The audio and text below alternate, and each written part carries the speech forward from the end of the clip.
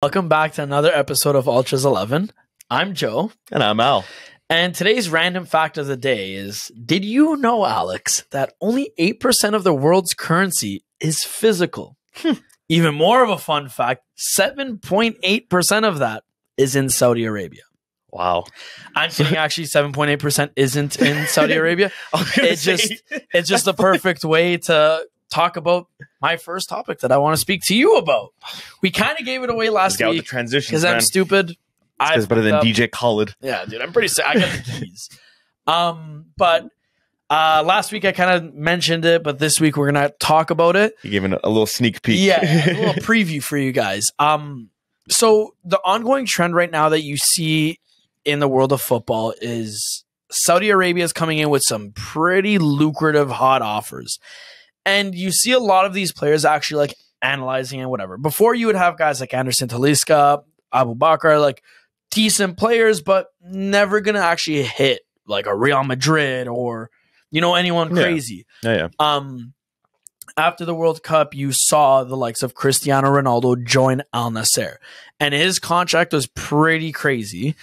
Now you're seeing that they're offering Messi, what was it? Something like 400 mil? Like 400 mil. Something absolutely 400 mil contract, absurd. Like a couple years. So the first question I have for you today, Alex, given the money that they actually have available and the lucrative offers that they could give these players, do you see more people following in Ronaldo's footsteps and actually accepting an offer? Because, like, I mean, he made it kind of more of an acceptable thing. You know what I mean? It's like, not looked at as like how it was before. Or people how they still look at like the Russian league or like the Chinese league and say like, you know, it's like, do I really want to go there and like, you know, do I want to put in that position? Yeah. Now that Ronaldo did that, players are going to look at that and be like, okay, like what am I if he's playing there? Like, I don't give a fuck. Like, I'll go play there too. Like, I don't care what people think. No one's gonna say nothing. I'm getting paid. Yeah.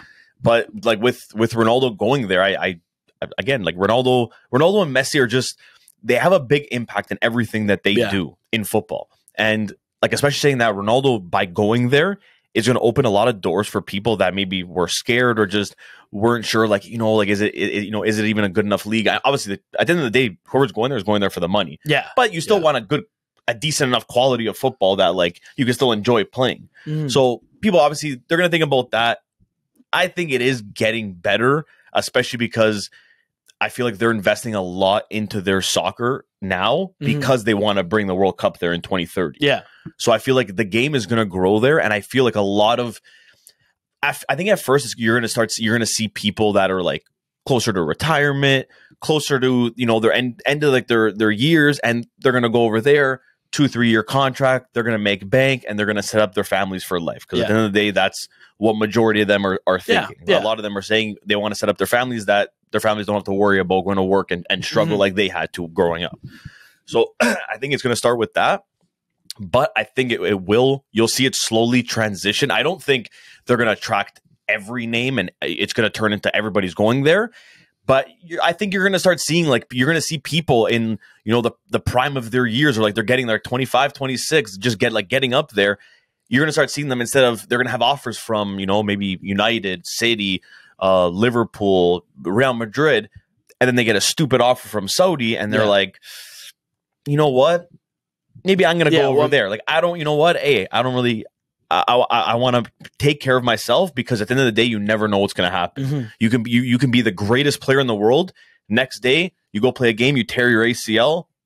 People will forget about you very fast. It's true. It is true. At the end of the day, you always got to watch out for yourself and your family. And I think giving them the money, how much money they have, and I don't even think no one could put a number on that, because it's just every day. I mean, that oil's pouring out, man. It's more money. Cha-ching, cha-ching, cha-ching. So they can afford whoever they want, and they can tempt coaches, players, like you saw with Mourinho that talks about him. You see it with talks like oh my God, who did I see that was linked there now? Like, I think I saw that they wanted to bring Ramos there with Ronaldo and Pepe. Like, both those guys are like 40. They're probably still going to get like at least 20, 30 mil a year. Yeah. They don't give a fuck. They're like, why I'm going to go there. Like, they probably want to retire and they're like, okay, I'm done with soccer. But like, that kind of money, you can't say no. It's very difficult. You got to be stupid to say no to that. Especially when you're at the end of your career and you've accepted, you've won everything, or you've done whatever you have to do from a professional standpoint. Like, Even like a Messi, like if he went there, I don't think anyone would look at it as everyone would hate it because he's not playing in Europe anymore, and you can't see him as often as you used to. Mm-hmm. But the guy's won everything, man. Yeah. He's won everything that he could club level. He's won everything that he could with his country. What else is there for him to win? It's true, actually. He has now conquered the world. Literally. He has nothing else. The only trophy that he can win, which I think there was one person that won it, was that, what was it, that the Golden Ballon d'Or trophy? I think only Cruyff won it before. I've never even it's literally a trophy that they just randomly you know what? Yeah, okay, we're gonna give it out to a player that's been I've never heard of that. It's like the best player from that century. And they've only done it once. Yeah, I've seen it. I've seen it. Yeah. It's literally a big ball and has these little balls all over it. It's I don't know. So he'll probably get that once he retires. That's what I'm saying. He'll eventually probably get that, but what else is there for him really to try to achieve now? You can tell. I don't even think he has that Volia anymore. Yeah. He doesn't. He just wanted that World Cup. He put everything into that, and now he's just yo, I'm chilling. Well, I mean, he did take a little trip to Saudi Arabia, so maybe the rumors have a little bit of juice behind it. And even with PSG, it's okay, well, whether you want to try to keep him or not, then they suspended him for the week, and dude, grow up. And even he came out after. He's I genuinely thought we had the day off. No, I had this thing planned. I canceled a couple times. I couldn't reschedule anymore, and we had the day off, so I went. But it's a little off topic, but I will say one thing with that. I think it's actually kind of cruel that you got that guy to apologize. I know. And make a public statement like that. Crazy. Dude, respectfully to PSG, Messi himself has more of a history than them. Oh, Joe. You're not going to get a guy like that. You shouldn't be demanding that man comes on an apology. I can just take just grab any random 3 years of Messi's career, a playing year, 3 years. Yeah, dude. And there's more history in those 3 years than all of PSG's years put together. All PSG has done is sell Ronaldinho, have Juninho, and they created a fake FIFA legend in Genoa. No matter what they're trying to change or whatever, they're just a selling club. They're never going to be a top club, no matter how much money they have and no matter how flashy the player they buy and all this big name here, big name there. You're not winning nothing, dude. They cannot win anything with that fucking team. Now, before we get ahead of steam over here and start talking about something else, yeah, Messi just fires me up. We don't have a lot of time. Got a lot to talk about too for you guys. Before I change the subject or whatever, what I was wondering too is you saw kind of how when China decided that they want to kind of become a super league as well. Yeah, you saw the likes of Oscar go there when he just won a Champions League and whatever. You saw Hulk go there, Mascherano, Witzel, the list goes on. Moussa Dembele, good players, peak of their prowess, and they decided to just hop up, go to China. Why? Because the money they offered was absolutely lucrative. Mm-hmm. Nowhere near as crazy as no, Saudi, but it was at the time, at that moment that was something crazy. It was crazy money for these players were getting. The Chinese Federation and FIFA kind of stepped in though. They put a tax on spending large on foreign players. Yeah. So anything above 5 mil, there was a tax on that, for the contract and even the transfer fee. It was something that they put in so they could actually develop their own. That's why you kind of saw them. That's why you saw that down mass with that kind of exodus spending all at once. And everybody going there. Yeah, all the players are fuck that. But see, no matter if FIFA tries coming in on Saudi or whatever they try doing, Saudi will pay the fines or whatever additional fees there is. That's my question. Do you think FIFA could do something or UEFA or whatever? Because they're not. I genuinely don't think that because no matter what's FIFA going to do, the only thing to do is fine them or say, okay, if you're going to buy foreign players, let's say you pay 25 mil, there's going to be a tax on it, so you're going to end up spending 40 mil. You think they're going to give a fuck? Yeah, no, you're genuinely think they're throwing stupid money at. They're okay here. They're giving people a check. Write whatever amount you want. Yeah. That's what they did Mourinho. Probably write whatever you want. That's how much you're going to make. We don't give a fuck about the number. And when you have that kind of money to play with, no matter what FIFA, unless FIFA genuinely says they can only have they can only buy 2 foreign players or 1 foreign player per year or something like that to restrict them like that. That's the only way. But at the end of the day, now the Saudis are getting they're in FIFA. There's they work for them. Yeah, they're not going to start messing around with their own people that are putting so much money into the sport. Because it's at the end of the day, Joe, money talks. As much as I agree. You wanted to say it's whatever it's not right or whatever. Money talks. And at the end of the day, it's because FIFA is a business and what was his name? Chefrin. Platini. No, Platini said today. He's like, hey, unfortunately now Chefrin and Infantino. He's like, both of them now. He's like, they don't care about the sport. They just care about what will bring them more money. Yeah, and see, I was gonna ask, like, do you like with the whole Saudi league, and we see that they are putting an emphasis on football with their investments in different Premier League clubs and clubs in general. Within they're only getting these huge names, trying to like encourage the sport, whatever. Yeah. Do you think it hits a point for them though that they look and say, okay, wait, we might have all the glitz and the glamour, we might have all these studs coming to us, whatever it is, but our own national team kind of sucks ass. Do you think it hits a point for them that they actually decide, let's grow these guys, or is it going to stay the same where it's like, fuck it, we're making money? You know what they're probably going to do?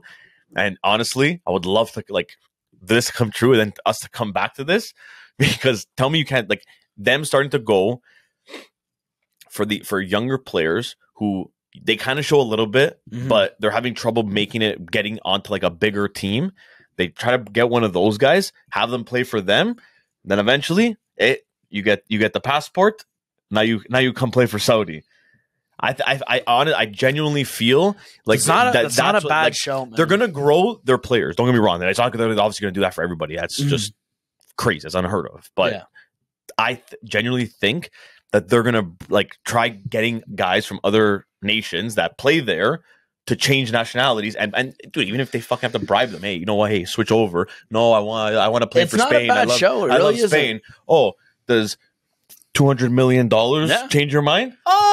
Yeah, I think so. I don't love Spain that much. And let's get real. Like they are very strict with their rules within their own country. So what if like they turn around and make some sort of new rule and say, hey, if you're here, you're becoming a Qatari citizen or Saudi Arabian citizen. Exactly. You're eligible to play for us now. So hey, here's another $20 or whatever it is. Obviously not $20. They fucking deal with millions apparently there.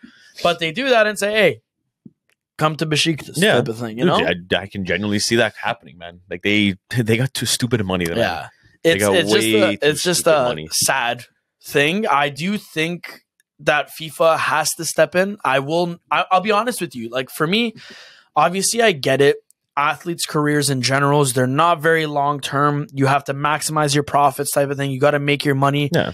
But I see stuff like that and I just kind of feel like, you know, it dilutes the market in a sense that, like, you already have the Premier League offering absurd amounts, like for transfer sums, you have absurd amounts for player wages and stuff like that. So now you factor this in, the Premier League now looks like David rather than looking like Goliath.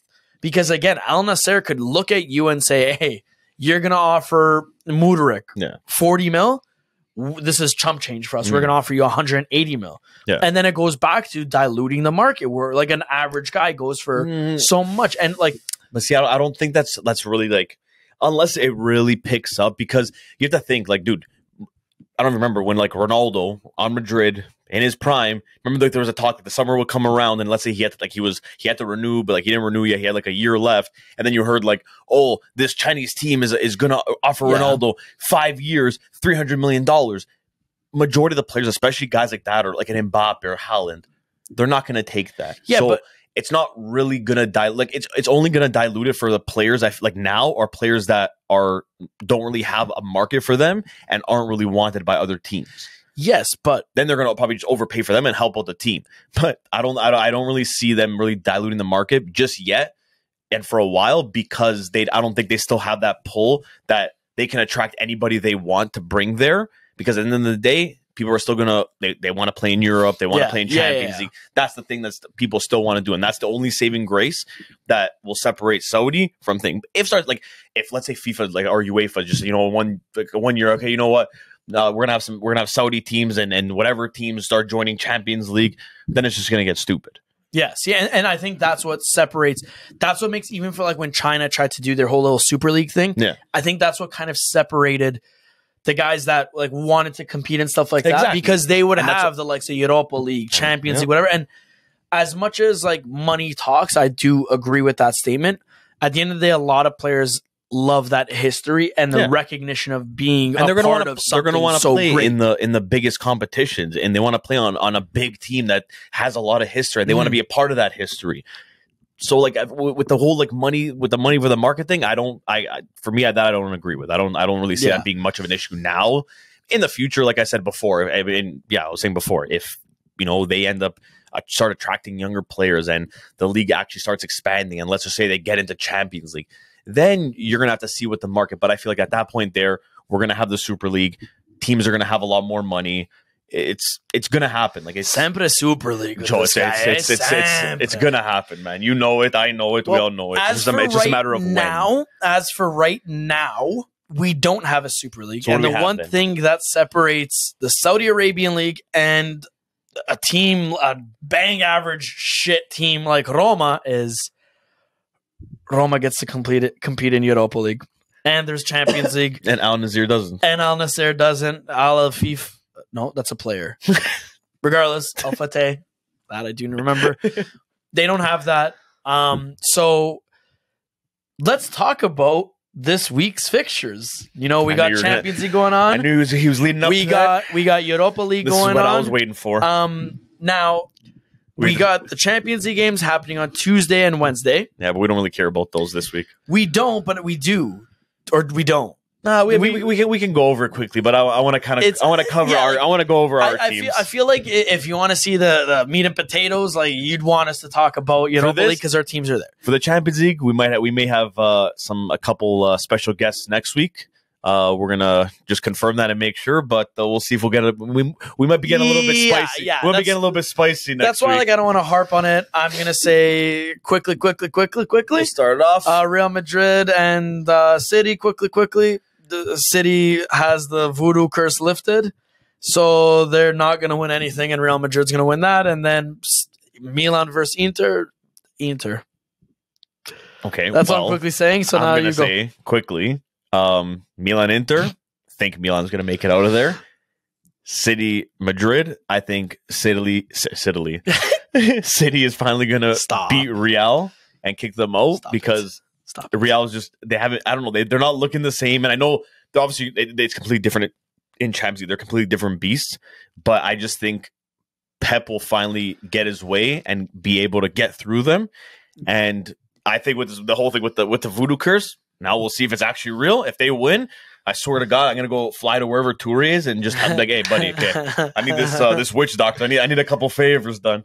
Yappa. Shut it, Shanice. Let's talk about the real stuff that matters, guys. Sevilla plays against Juventus.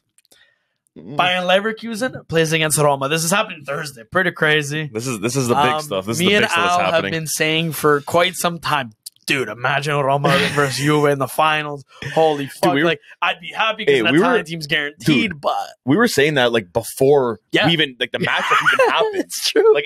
We could have been on the same time. We could have been facing in the semis right now. We were talking about that before. I will keep my same energy and say one thing before we try to dissect everything else. Mm-hmm. I do think this is for the best because if Roma versus Juve happened before a final, mm-hmm. something just tells me that it just wouldn't end well for both teams, even if they made it to the finals. You know what I mean? Like there was just something in me. I feel like this is probably the best case scenario. Yeah. Now I'm going to ask you. We're going to talk about Juve versus Leverkusen. Sorry, not Leverkusen. Roma's playing Leverkusen. Sorry. Juve versus Sevilla. Mm.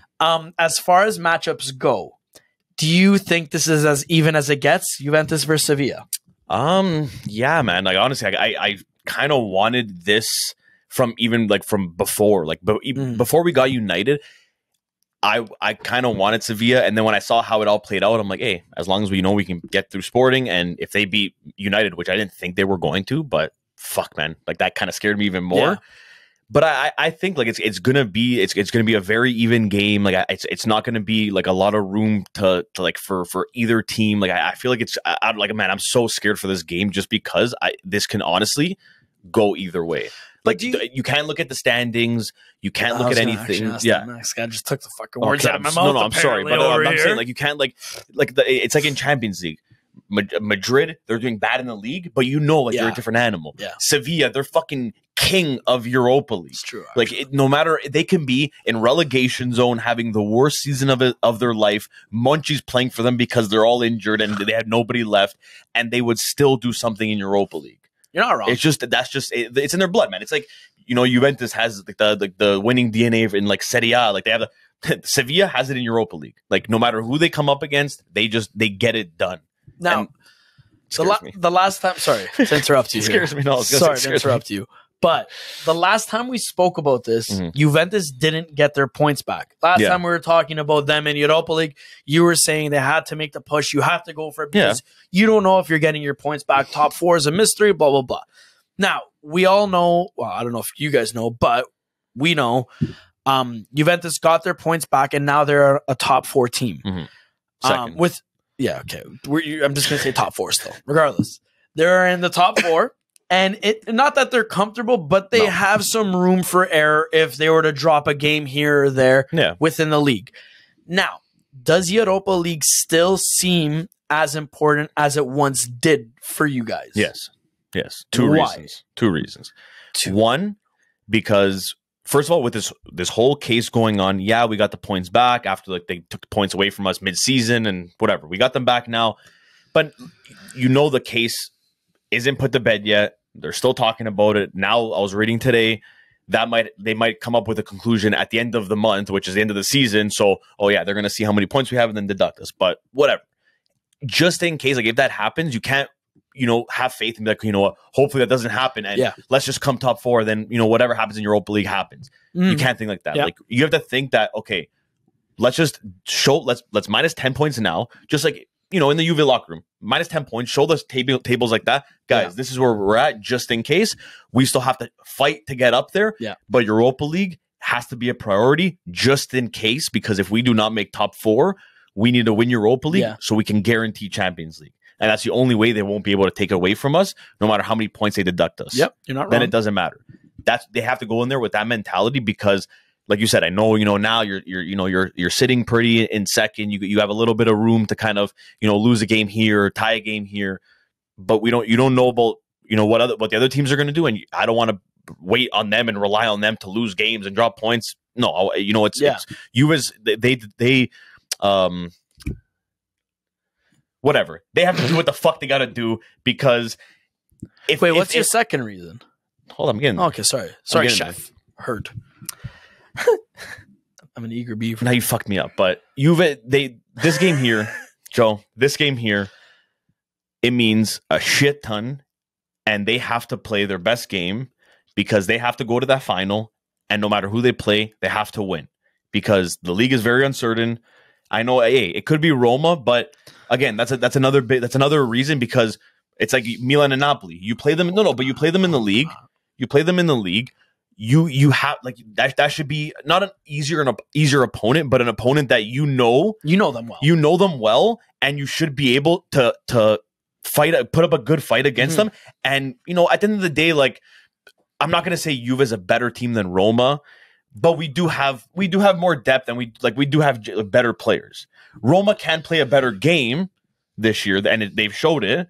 But player for player wise, you could say Juve have better, but for me that doesn't really mean nothing because at the end of the day, if the players aren't playing, then what do you have? Shit. Yeah, sometimes it may be good, sometimes it may be shit. My second point: the last couple of years, Juve they went trophyless. Not something that anybody's used to, especially in the last 10 years. It's a weird thing, and you lost to Inter in the Coppa Italia. Napoli, they had the Scudetto. No one was winning that. The Europa League, you have a good chance at it now. This is a chance for you to go make a push, win a trophy that you have the experienced guys that have done it before. You got your Quadrado, Bonucci, Szczesny, guys that have been on the team. They've won trophies with Juventus, but you have a lot of young guys on the team that have never touched silverware. They've never won anything. They've never fought all the way through a tournament, went to a final, and actually won. Like these guys, it's all new to them. So doing that, I feel like that would be massive for like the guys like Fagioli, Miretti, Illing Jr. Like, dude, these guys here, like for them to like experience that and go through that, they'll know what it takes to go to a final, to win, and say like, guys, you got to sacrifice at the end. But you know what? If you sacrifice, good things will happen. Yeah. It's worth it. And I feel like that's a big reason why Juve like need this Europa League, just to bring back that winning culture and that winning mentality to change and help these guys moving forward like next year and helping their growth. Tell me I'm wrong. I'm sorry. We were talking about that. This is going to sound really offensive. I was looking at you, but I was seeing through you. Okay. Because I was thinking of other things, because I know you're going to ask me, even though I'm going to try to change the subject right now, guys. Garage talk, yeah? No. Garage talk. No, we're going to Roma and Leverkusen. Don't think we're just going to talk about my team and what I think is going to happen, and you're just going to, because you're all scared and you're skeptical and you're what's your fucking what's the word? Voodoo. Yeah, voodoo shit. Your voodoo magic. No voodoo shit. What do you think? What are your predictions first? For Juve Sevilla, right? First, you know what? Hey, for Juve Sevilla. Yeah, okay. I've said this before, and I will continue to say this. This is the best possible matchup for Juventus, in my opinion. And I know I'm always wrong with a lot of things that I've said. But to me, I feel like the best team, like we all know Sevilla's prowess in Europe. They're fucking doing terrible in the league, but somehow they're still here. They're not here by accident either. They're here because of their DNA. They're here because they know what it takes to grind out that win. But in saying that, the one thing I will commend Juve on, Juve are the masters of losing ugly. Yeah. I live across the street from a Juve fan, and we were literally talking about like the coaching situation, Allegri, getting rid of him, getting this guy playing champagne football, whatever. He's like, I've been a Juve fan, and I can tell you right now, everybody hates Allegri, but I will say it's what I've gotten so used to. Scraping together a 1-0 win, and that's honestly it. It's ugly, it's hideous, but it happens. And honestly, for me, I think that's one of Juve's biggest gifts. And I think that in itself, that DNA is perfect against a team like Sevilla. Because you're not going to go dominant against Sevilla. No. You're not going to fucking run riot over them like United thought they were going to do. United were humbled real fast. So real quick. I think Juve and Sevilla, it's the perfect matchup for both teams. Yeah. I don't want to say Juve is going to take Sevilla because I don't want to jinx them. I'm not going to lie to you. Don't worry about jinx, man. If they lose, they lose. I'm Eddie Mush. Hey, Joe, knock on wood. If Juve loses, it's Juve's fault. No one else's. I don't know. Manifesting. I started learning about this word. It's pretty crazy. I do think Juve comes out because I think Juve is the team that could beat them over two legs. Okay. Okay. Now, next thing I want to ask you. Okay. So, Xabi Alonso taking over Leverkusen, completely changed them, brought them from 17th to 6th. Scary guy. Like, it's just scary what he's doing and what this team is possible of doing. You're not wrong. Rome, on the other hand, recently kind of struggling to get a win. Yep.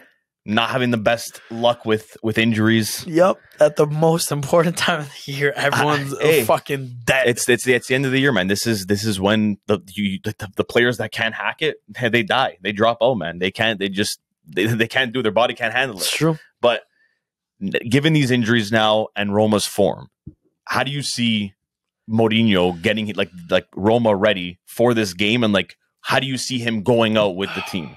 It's super like tough. Lineup-wise. It's super tough. Do you go more attacking? Do you go more defensive? Are you going to play more of a counter-attacking football? This is my thing.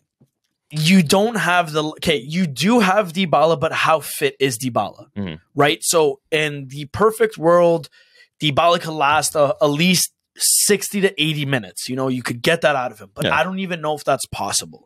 You could, at this point, what I'm thinking in my head is you could get 20 minutes out of him. That's it. You have Cristante, who's played probably every single fucking game this year. Mancini, same thing. Gassed. Pellegrini, I think he's played every single game, minus a couple, barring fitness concerns and whatever. Matic, he's older, extremely high IQ, but he's also withering, poor thing. A lot of injuries, a lot of things. Our depth isn't there anymore because of injuries, and we didn't even really have a lot of depth. No.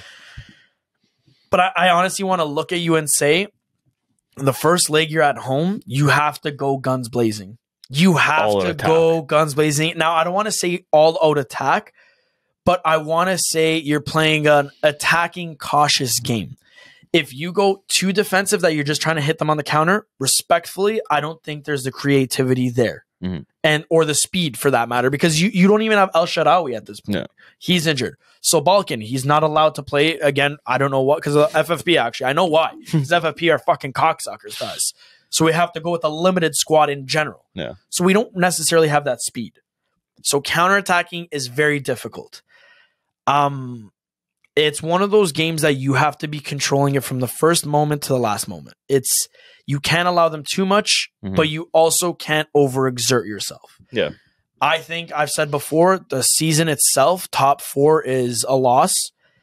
Count your blessings that you're still a relevant team, whatever, and you're in the Europa League. You got to go guns blazing for that. But Leverkusen is a tough team. Roma thrives under scrutiny. I just hate that we're home the first game. Honestly and truthfully, because if we don't get a result at home, it's going to be tough. Very fearful away. Playing away. At that point, like even if we tie, people will look and say, "Oh no, that's not bad though. You didn't concede. It's a tie game. The last game was what matters." No, I'm afraid for that because we made our home field a fortress. So it's a really bad situation there. But now, given how good some of Bayern Leverkusen's players are doing, like for example, Wirtz, who's having a very good season. Even Diaby's playing very well there. I love that guy. FIFA legend, apparently. Fast as shit. Yeah, FIFA legend. With these guys playing so well and just how good they've been in Europa League so far under Xabi Alonso, do you see Roma playing more of like a man-to-man, like Mancini's on this guy's ass, following him wherever he goes? Yeah. Or kind of more spread out, kind of not really kind of grabbing their own man? You think it's going to be like a man-to-man kind of thing? Yeah, man-to-man with a low block, because again, I don't even know if Smalling will be fit, meaning Cristante is going to have to slot into the back line. Because, at the end of the day, Smaldini. For Roma, he's been don't get me wrong, I don't Roma's think he's best defender. The best player in the world. No, but he's been Roma's best defender. Exactly. Yeah. And you know what I mean? Like now we're going to have to probably slot Cristante into the back 3. Now, if I was Mourinho, I would say a back 4. But let's get real. We're not going to do that because Ibanez has been struggling severely. They're going to start trying to change things up now. Exactly. We don't have Diego Llorente. We don't have Marash Kumbula, so we have no depth left on our center back role. Yeah, you're kind of restricted. So Cristante is going to be there, and the last couple of games that Cristante has played center back, we played a really deep line. We haven't did that high press. We're too scared because we don't have the speed or the athleticism or even the IQ. So I see it being man to man with a very low block, I think that's where Roma gets burnt. I think Diaby's pace is going to just absolutely manipulate. Like you saw how Leao burnt through Celik, no problem as a right wing back. Zalewicki, I love him. I think he's a great kid. But he gets burnt too easily, man. He doesn't have the defensive ability. Spina, I think he's fantastic too, but he is more pungent going forward than defending. So then there's another issue right there. I trust him more defensively than I trust Zalewicki, but it's still the principle that, Leverkusen has that speed and determination in their front 3. Thank God Patrick Schick is injured because we already know he would have been a Roma. He would have been a Roma killer, man. Every ex-Roma player scores against us and then fucking celebrates right in front of Roma's ultras. So it was a guaranteed thing. And okay, I have one more question. It's not so much about the game, more about Roma and about Mourinho, your favorite guy. So right now, I do like him. Roma's injuries are absolutely fucking crazy right now. Like guys are just dropping. Yeah. In the past, Mourinho, we all know him. What he would do in the situation, he would go and he would complain, and he would go complain to his staff and to his management with the lack of support that he has and all that stuff. And he would just whatever. Now this year, you kind of see him handling things a little bit differently. Do you think he's doing that and, not really attacking and more still praising these guys because he knows that, this team's not that, as good as teams that he's managed in the past, and he has to kind of handle it different because before he's handled teams with a lot more stars. Now it's, a lot more guys that not really too many people know about and kind of just controlling them? Like, do you think it's that, or do you think it's more just growth in Mourinho that now he's just maturing as a manager? Well, it's a mix, because he's recently come out. He did a long press conference after the loss to Inter, and he even came out and said, like, he used to have a different take on losses and stuff like that. When they lost, he would be pissed off. The players would be training extra hard, blah, blah, blah, whatever. Now he deals with players with tenderness and respect. Now, I don't know if that's a direct jab at Roma in the sense like he's calling them pussies or whatever, or if he's saying like he has matured as a manager, has realized himself there's only so much you could do with the constraints Roma has. Yeah. It's not as if like this is a thing that fucks up Roma. There's the money there. You know what I mean? The owners have money. They're I think top 15 richest people in the world. It's just a matter of like with financial fair play, with the debt they were left, with all these other things going on, Mourinho can only do so much. You know what I mean? And like we could only give Mourinho so much. Look at our transfer market. We got 8 players. All of them were on a free. We spent 7 mil on Celik and we thought, holy fuck, we're crazy. 7 mil for a top team. Like that's nothing. Before the Inter game, he made a comment about how he has no depth. But then afterwards, he came out and said, there's nothing we could do. The kids are playing, whatever. I think Mourinho's handled the whole situation very well.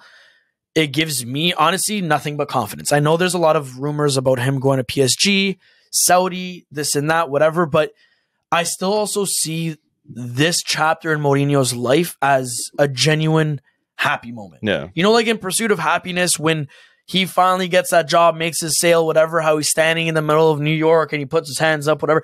I feel like that is Mourinho now. You know what I mean? He's accomplished everything.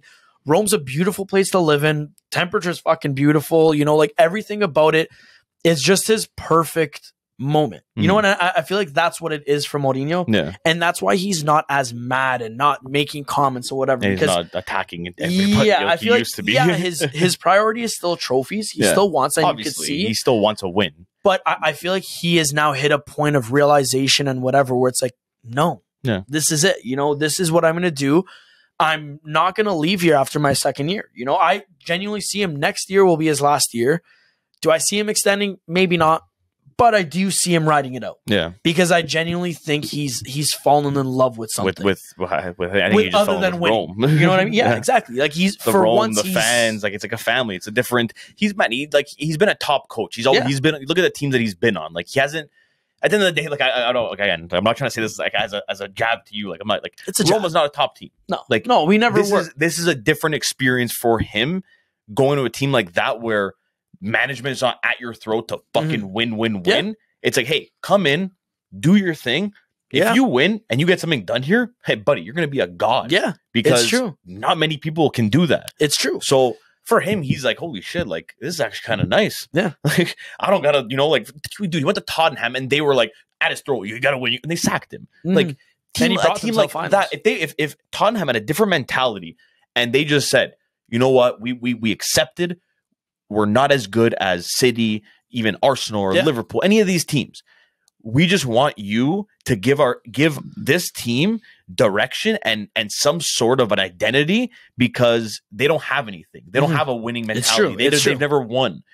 Come here, do your thing. We're not going to, you know, we don't want results right away, but we want to see growth. We want to see and I generally think him and Conte, if they got given that kind of, Conte's a little bit different. I don't want Conte's also younger though, so that's why he wants to still like win. He's still a little bit different. But Mourinho, sticking on that, if he got given that opportunity, I think he might still be there, and I think he would have done a lot more than he did when he went in his time there. I think he's finally fallen. Like obviously, Mourinho's been in love with every project he's been a part of. You know, he's been giving the keys to the castle. He built championship winning sides. He's loved certain fan bases and whatever. I just think with Roma, like it's something new that he's like, you know, like it hasn't happened. Like even when we're losing, they're still chanting his name. The fans are still there in full force. They had a banner up over the weekend that's something about redemption. I can't remember word for word, but you know, it's something about like you could fall, but the redemption is what makes it even better. But like something like that along those lines. And you know, I don't think he's ever had that kind of support. You know what I mean? Like we've lost. We're in a terrible run of form. God awful. But the fans are still showing up. Mourinho says, hey, I need you guys there. They're there. He said, hey, I need you guys to show up to the Primavera game. We sold out 15,000 tickets to a Primavera game. Nobody even knows what that is. Fucking crazy. But it's like he has everybody's love, respect, adoration. Like, and I think that's why he's finally fallen in love with the project and not just the idea of winning something. Winning. He still wants to win and get trophies and just add to his resume, but it's not his priority anymore. He's kind of grown and kind of changed from that whole mentality. Yeah. But on that note, got about 10 minutes left. So there is something I want to speak about. Okay.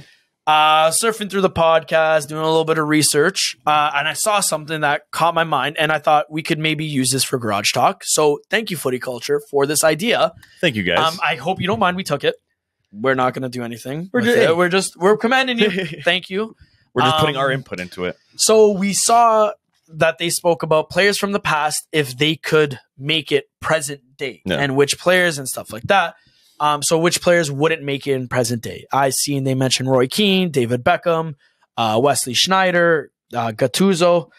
I'm going to just comment on that quickly only because I'm an outspoken guy. I think a guy like Gattuso and Roy Keane always needed. Yeah. Always needed. Yeah, I agree with that. Now, you may not have a set position for them, but you always need an enforcer. Yeah. You always need that guy that's willing to get stuck in there, willing to make those plays, do the dirty work. Yeah, like I agree that the game has changed, and those kind of players that they don't really have any skill. Like Gattuso had no skill. Yeah, he was shit, but he was just a workhorse. That all he would do was he would win the ball back, and he would pass to Pirlo. Pirlo would do all the passing. Yeah. That's all he would do. To say that he wouldn't make it or he wouldn't be good in today's game, I don't agree with. I think, like you said, you still need those kind of guys in your team. Obviously, on the right team, you're not going to have like a midfield of three guys like a Roy Keane and Gattuso running your midfield. You obviously need you're not going to make it anywhere. Again, Gattuso would be the perfect guy to have beside like a proper regista, like a Pirlo was. If you could find that, dude, you put that in a proper midfield, like a guy like a Gattuso. You put Gattuso in City's midfield with Rodri and what's his name? De Bruyne. Game over. See you later. That's the perfect enforcer. Yeah. But regardless of harping on that stuff, I actually have a name that I genuinely don't think, respectfully to this man, I don't think he would make it because with VAR's inclusion and whatever, this guy's not scoring any goals. I think I know you're going to say. Filippo Inzaghi. He is not scoring a single goal. That he is not even the whole the fact of VAR. I just don't think his play style and his positioning. Obviously with VAR, but his positioning, everything, he was just so bad. The man was offside 9 times out of 10. The one time, don't get me wrong, he was a killer. He finished every chance he had. Any chance that he got in the box, he would finish. But he had zero touch, zero speed, zero body presence. I don't even think he had an aerial ability. He was just an opportunist. My dad used to call him the garbage man. Yeah. He'd say he's the garbage man. That's literally what he was, man. He was a garbage man. And what did he do? Every game he would come in, he would score. Perfect super sub. But if you come present with that energy that he had, he was offside. He couldn't run at you. He couldn't he couldn't do any of that he was stuff. just he was when he would just try to make that run, he was always offside. Yeah. He could not time a run. And he may obviously back then scored a lot of goals, but you go look at I want to say maybe just to be generous, 82%. Or maybe nice. Offside. You're being nice there. Or maybe offside. Super nice there. Yeah, I'm being generous. They're probably offside. A guy nowadays. Like him wouldn't last. I don't think Peter Crouch would even be a thought.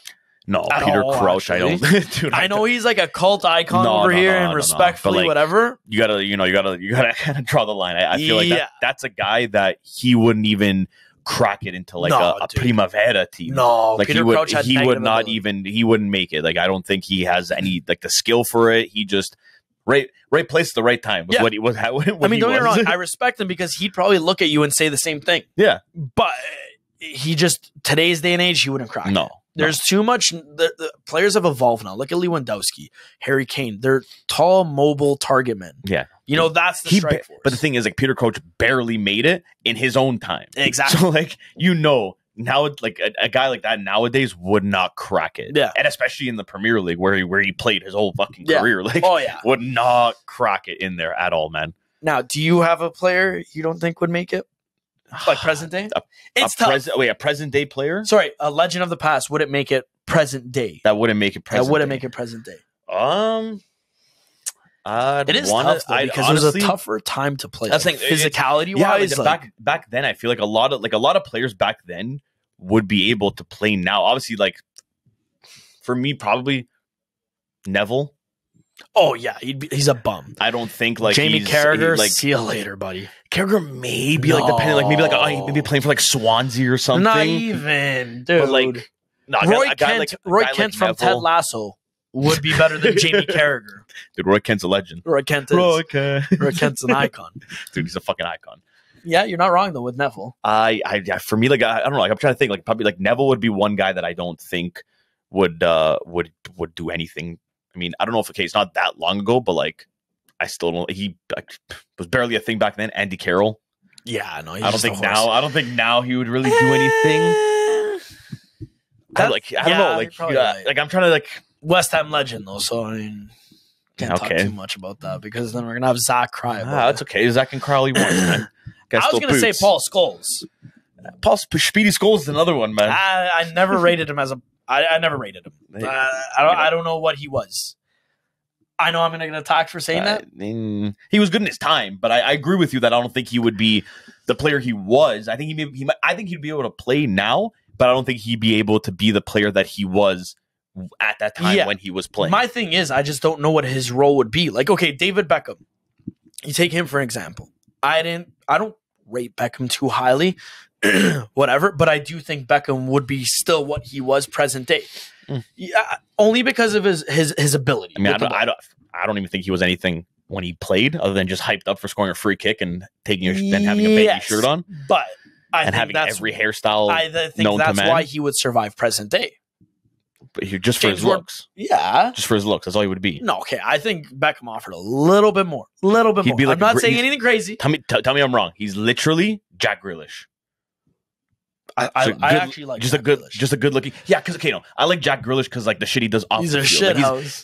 Like, he's just a nice guy. Like I always see him like helping people out. Like he's having a good time. He's a fun guy. But like he's literally just that. Like, he's just a good looking guy. He's decent at soccer, but I don't like. He's not like a top player that is gonna whatever go down as like an icon. Nah. And I think Grealish, no. Beckham though, I don't know. He was just revolutionary for his time. You know what I mean? Like Rooney was. Rooney was fucking crazy. I will say Rooney was crazy. Not Beckham. No. Rooney changed England. He was just they went from having a Peter Crouch, like, okay, this is what strikers are supposed to be, and like Lineker, and then they got Rooney. Gary Lineker. Captain Wazza. I hate Gary Lineker, but I respect the fuck out of Gary Lineker. Do you think he would make it now? No. Definitely. As long as he didn't shit his pants, then yeah, he's fine. He could make it on any team. Maybe still played for Leicester and get relegated with them, but still a guy. But he was still Neville and Carragher. Fuck you guys. Micah Richards is way better than both of you put together. I love Micah Richards. You think? Oh yeah, he was a unit, dude. What the hell? Did he play like Bolton? Dude, yeah, Bolton, Sete, Fiorentina legend. Think about it. On that note, while I was thinking about it, I think we have a message from our sponsors. Yeah, a quick little message from our sponsors. If you guys haven't heard yet, our sponsors are UltrasXI. UltrasXI.com. If you haven't checked that out already, guys, I don't know what you're doing. Go check it out. Support us. Support the show. We love it. You'll love it. Guys, fuck off. Go Get buy a sticker. Get a sticker. They're new. Yeah. New used. Stickers aren't out yet on the website, though. Oh, shit. Never mind. Don't look at that's them. Gonna be don't even look at That's going to be on season 2, guys. So keep an eye out for that. But if you haven't already, don't forget to follow us on TikTok, Twitter, and Instagram at UltrasXI. And we'll see ya. We'll hear ya next week, guys. Ciao.